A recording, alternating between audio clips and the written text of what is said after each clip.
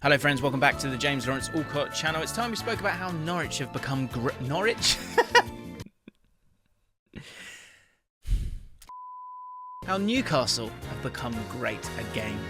Let's look back at the start of the season. 14 matches, 0 wins for a team that looked destined to go into the Championship. I said it on the channel, I thought they had zero hope. Fast forward to the end of December, didn't look that much better. 11 points at the end of December. Now we fast forward to near the end of the season. Newcastle United find themselves in 9th position, having amassed 32 points.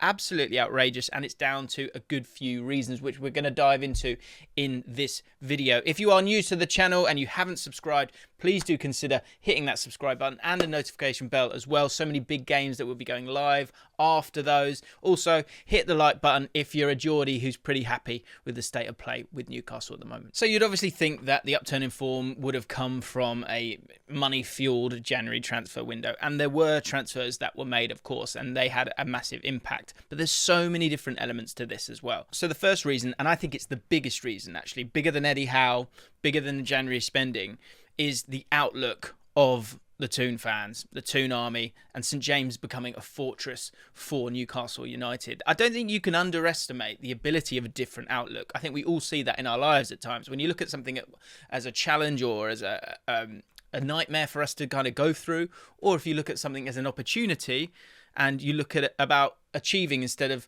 just trying to get out of the way of failure, that's when things change a little bit. And for Newcastle United, when the new ownership came in and Eddie Howe came in to sweep away Mike Ashley and Steve Bruce was obviously huge. And there was an element of hope, an element of optimism, and that has been seen in the results.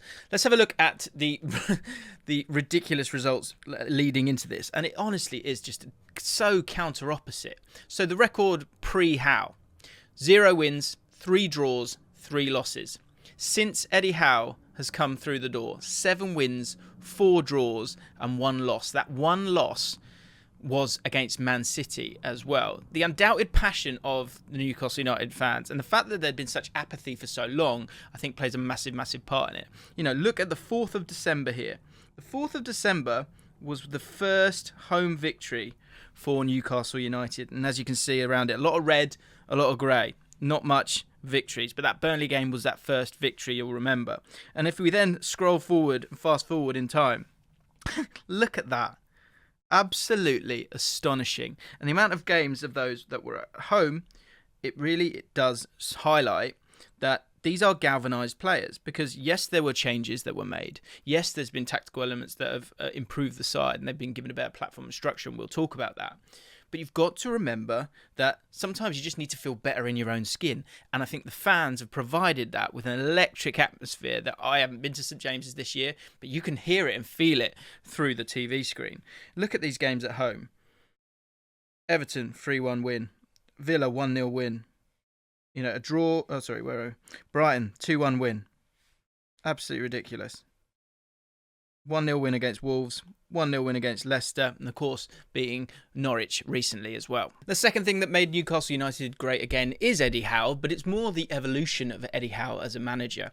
He obviously went away after Bournemouth, and the reputation that he had as a manager was not the reputation that he has now, and it's due to the fact that he has evolved as a coach. And he went away, he spent some time with Diego Simeone and utilised him as a bit of a mentor, watching Atletico Madrid. And when it comes to Atletico Madrid, one thing you know is that they are hard to break down, they are resolute.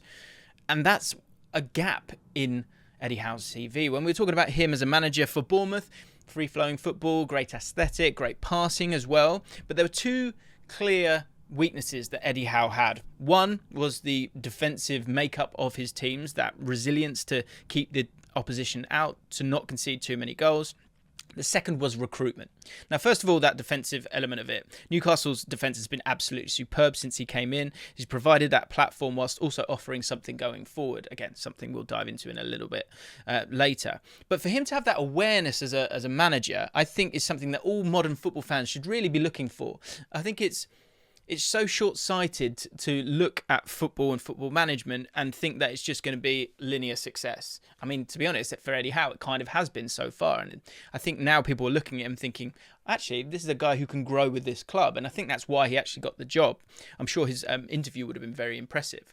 But the fact that he went away and spoke to a few different people. So first of all, Diego Simeone, you know you're going to learn principles of play or principles of training as well that are going to allow you to have a better defensive shape. That's something that he knew was a weakness, and he's dealt with that. The second thing he did was meet up with Michael Edwards, the sporting director at Liverpool, who's done brilliantly in terms of their recruitment. That's a video for another time. But in terms of the professional development for Howe, if you think of those Bournemouth signings, the likes of Jordan Ibe, the likes of Dominic Solanke, sort of big money signings that really did flop for them. So a better understanding of what kind of players will work for you is something that Eddie Howe obviously has looked into as another gap in his CV, and he wants to get that right, because if you can get the recruitment right, you've got a better team. It's as simple as that. So with the signings of Chris Wood, Dan Burn and Matty Targett, you're getting players that are Premier League proven, that had an element where they could rise up the league with the team, but also allow them to sort of provide a platform for other players within the team to create a structure there, a foundation for the other players to improve and play better, but also to bring in one or two stars, one or two gems that can really, really thrive. Even the signing of Bruno Guimaraes, which I did a video on it. We said that this guy is the real deal. And actually, for them to go and get him when other Big Six clubs probably should have been looking at him, but weren't, get the deal done. And then broadly speaking, yes, you spent a bit of money on him, but overall it was a sensible transfer window where they made smart moves that will help the club in the here and the now. So Eddie Howe was in place. He'd worked on himself. He's come back. He was rejuvenated and he was ready to go with a tactical overhaul that completely turned Newcastle into a completely different species, in my opinion. Now, there are two games against Southampton. We're going to show you the first one in the average positions with Steve Bruce as the manager. And this is a game, actually, they drew 2-2, but were dominated by Southampton. And then fast forward quite a few months where Eddie Howe's got his teeth into this team, and there's just so much more positivity. So let me show you. First of all, this is the first game between the two, and I think you can see what the plan is. The plan is to absolutely kill the game, to be defensively resolute, to keep them at bay, to show no positivity whatsoever, and just pray that Callum Wilson and Alan Saint-Maximin can help you get out of this hole. And they actually got a draw from the game. But there's no excitement to that. There's no playing through the thirds. There's no quality at all. And it's completely disjointed when it comes to a midfield and back line. And then, as I say, just two players out on their own, completely exposed from the rest of the team. It makes it difficult to work up the pitch. If you can't work up the pitch, then you're not going to score that many goals. And it's just relying on counter-attacking genius from two players. Also, remember the role of Joe Willock here. He is essentially just a pair of legs at this stage and offering nothing going forward, not really playing in the position that he really wants to, where he can be that box-to-box midfielder, get forward and show that little bit of energy. Fast forward a few months and have a look at this. This is the away fixture at Southampton, where you think you'd be penned in that little bit more. But no, Newcastle have a positivity here and a structure in place to get good players in the midfield on the ball, to retain the ball, retain possession, but also get bodies forward to allow the team to just be so much more positive. It's unbelievable, really. And again, Joe Willock, so much closer to Chris Wood. The way it was played before with Steve Bruce, that he couldn't get near him. And you've got these players who've got assets. If you don't utilise those assets, like, for example, Chris Wood, if he doesn't have players to give the ball to, runners who are going to go beyond, where he's going to flick on the ball, hold up the ball and bring players into play, then it's a complete waste of time. And so forwards in the past, let's talk about, say, Joelinton, for example, he's playing uphill, if you know what I mean.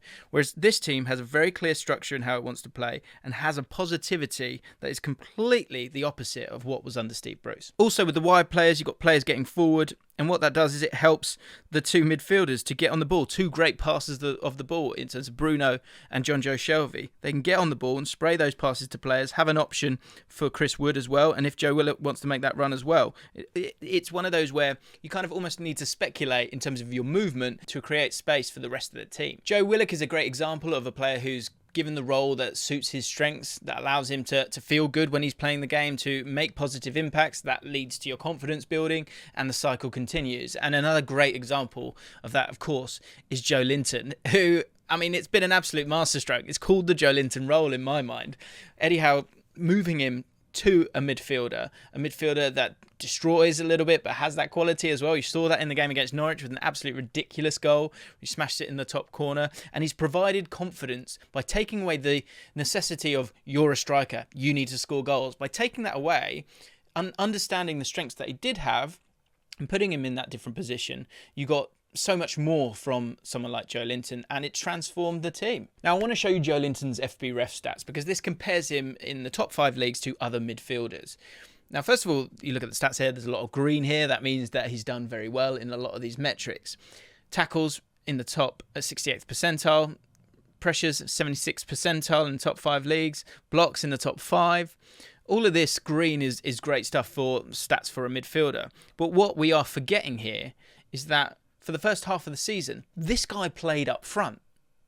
So these stats would be a lot better if he'd played in that position for the whole of the season. I'm not able to find those, but if you add on the tax of the fact that he was playing as a striker for the first half of the season, that just shows how phenomenal he's been. We are now in a place where it's not a novelty. Joelinton is a midfielder, and a very, very good one at that. Defensive stability has been a huge, huge plus for Newcastle United. And I talk about stability loosely to a point because there have been injury problems at times with the back line. Trippier, of course, who had such a great start, missing out for a lot of the season since he's come into the club at Newcastle United. But if you look at the last 7 games, 8 goals conceded, 5 of those were in the game against Tottenham. So they are controlling the ball better, which makes life a little bit easier. They were defending for their lives under Steve Bruce. And in Dan Burn, they've had a player who's come in and become a bit of a hero for them. Dan Burn, a local lad, it's not the flashiest player or the flashiest signing that they will ever make, but he's a player, again, with a ceiling that's much higher than where Newcastle are right now. So he's able to come in and feel valued, feel important, feel energised, and become a leader for the team. Playing in a back 4, his numbers have been absolutely fantastic. Again, a lot of green here for a player for a team that's mid-table. Shows what he's done. Aerials 1. It's per 90, 4.55. In terms of other centre-backs, he's in the top 2%. The top 2%. Absolutely outstanding. Clearances, 84th percentile. Blocks, 91st percentile. Just an absolutely fantastic player who's also so comfortable getting on the ball in a back 4. And don't get me started on Bruno Guimaraes. I did a video on him. Go and check that one out. If you haven't seen that, we said 2 months ago, this guy's something special, and he has proven to be so. In that video, I said he didn't score that many goals. Turns out he does that as well. So that, obviously, that little bit of stardust adds so much. But I think it was worth talking about those other elements and give them their moment in the sun, because this is a really exciting time to be a Newcastle United fan. And as I said from the start, the new ownership, that will always be there. But I think the restrictions that are in place for any football club, and a club behaving in the right way, being shrewd in the January transfer window, not overextending itself in terms of spending too much money, that's a set of rules that I can completely get behind. And it can allow for Newcastle fans to really, really enjoy a club being built in a really smart way. And so far, it's been very, very impressive. Good recruitment of the manager, good recruitment of players that can grow with the club, but not over-investing. You know, often, like, you know, when you get your paycheck and you go, oh, all right, well, come on, let's just throw some money about. That's something that they could have done, especially when it was panic stations in January. They have spent a decent amount of money, of course they have, and that had to be done. But this is a difference between apathy and no level of hope. And the biggest ingredient in all of this has to be the fact that a fan base has hope now, optimism now, ambition now. And also, it's about feeling valued. The fans feel valued now. The players that have been brought in feel valued now. And I think that concoction has created something quite magical at this moment in time. And it's a time where, as Newcastle progress, there could come a point where Newcastle United doesn't fit and feel like the Newcastle United that Newcastle United fans knew of for so long. But at the same time, those 14 years or whatever it was with Mike Ashley, that was just grim. So I think it's one where you've got to just really, really enjoy this moment, because what happens in the summer is that obviously new players come in and it'll be interesting to see what kind of moves they make. I'm sure we'll do a video on that in time. But the expectations will obviously rise as well. And that's always the killer in football, is that as expectations rise, then as soon as you drop from that, you know, there'll be a moment when Newcastle United will be 9th and people will be going, oh, come on, this isn't good enough.